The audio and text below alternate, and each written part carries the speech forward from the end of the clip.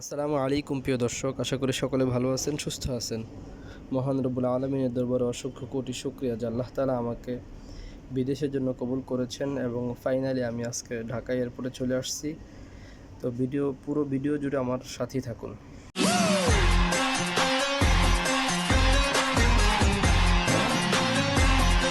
Welcome back প্রিয় দর্শক। আলহামদুলিল্লাহ বিমানবন্দরে সহি সালামতে পৌঁছায় যাই এবং বিমানবন্দরের প্রাথমিক চেকের পর ভিতরে ঢুকে পড়ি। যেহেতু আমি ইন্ডিগোর টিকিট কেটেছিলাম, ভিতরে ঢোকার পরে দেখলাম যে ইন্ডিগোর কাউন্টারে একটা লম্বা ভিড় আছে।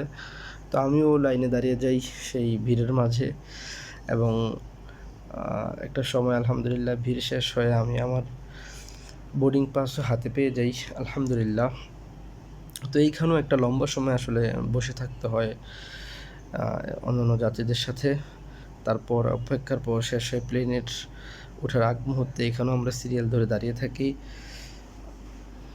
একটা সময় আলহামদুলিল্লাহ অপেক্ষার পর শেষে প্লেনে উঠে পড়ি। আমি খুব হ্যাপি ছিলাম আজকের এই সফরটির জন্য, কেননা আমার সিটটি ছিল একটি উইন্ডো সিট, যদিও রাতের সফর, তারপরও আমি খুব হ্যাপি ছিলাম।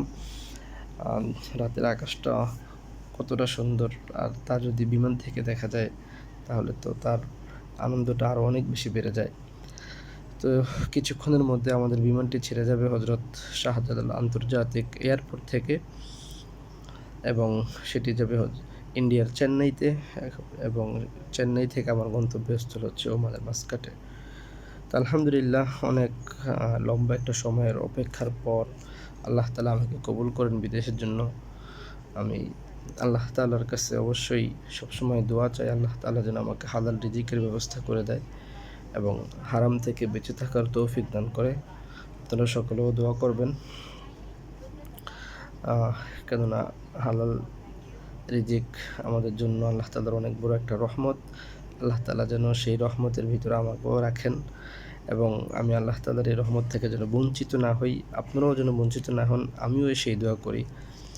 তো মাঝখানে আসলে ভিডিও অনেক লম্বা হওয়ার কারণ লম্বা হয়ে যাবে, তাই অনেকগুলো ক্লিপ আমি কেটে দিই এবং আমি যে এখন চেন্নাইতে চলে আসি, এখানে শর্ট একটা ক্লিপ নিই।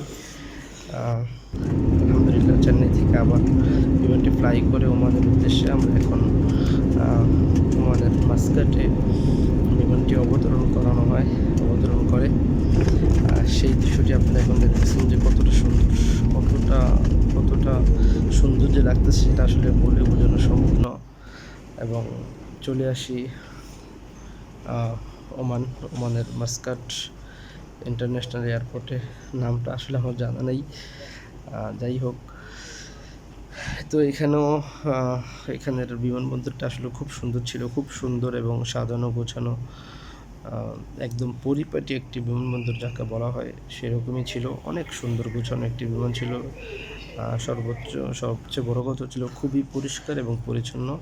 তো এখানেও লম্বা সময় আমরা একটা ভিড়ের মাঝে থাকি, প্রচুর পরিমাণ যাত্রী ছিল এবং অনেক লম্বা লাইন ছিল, সেই লাইনে দাঁড়িয়ে থাকি। আলহামদুলিল্লাহ একটা সময় সমস্ত রকমের চেকিং শেষ করে ইমিগ্রেশন সব কিছু শেষ করে বের হয়ে যায়। এখন আমি ওয়েট করতেছি এখানে, এই জায়গাটায় বসে। এখানে ভিউটাও খুব সুন্দর।